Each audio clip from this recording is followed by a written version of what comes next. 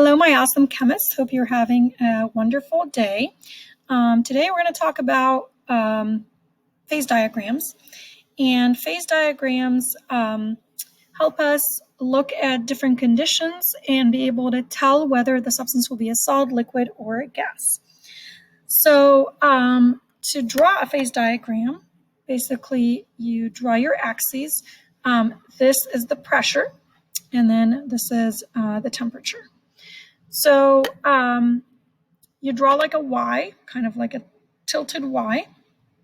And at the lowest temperatures, because remember temperature is the x-axis, the lowest temperature is going to be a solid, in between is going to be a liquid, and then this is going to be a gas. So if I give you conditions anywhere here, any points that are here, it's going to be a solid, anywhere here it's going to be a liquid, anywhere here it's going to be a gas. If it is anywhere along this line, it could be either a solid or a liquid. That means your solid and liquid phases are at equilibrium, which means these are your melting points or your freezing points. So if I read any number here and I look at the temperature, those are all freezing points or melting points.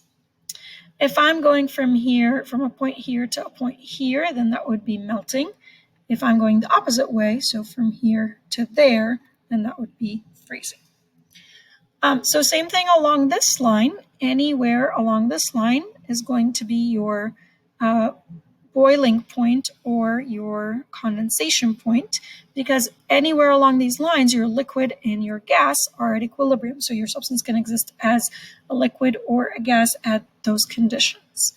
So these are all boiling points or condensation points. If I'm going from a point here to a point there, like I'm increasing the temperature, then that would be boiling or vaporization. If I'm going the other way, so I'm cooling it down, then I would be condensing. Where those lines meet with 1 atmosphere, or 760 millimeters of mercury, or 101.3 kilopascals, so when you are at normal standard pressure, we call this the normal freezing point or normal melting point. We call this the normal boiling point or the normal condensation point. So these are the conditions at which a substance will change phases, but at standard pressure, which we call normal pressure. So from this phase diagram, I can tell what conditions a substance under which substance a substance will be a solid or a liquid or a gas. I could tell what the freezing point is, what the melting point is, what the condensation point is. Same thing with this line here. So if I am anywhere on this line, your substance can exist as either a solid or a gas.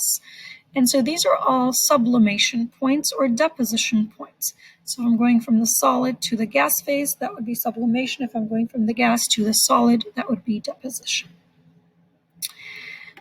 Another point that you need to know about is right here where O is. This is called the triple point.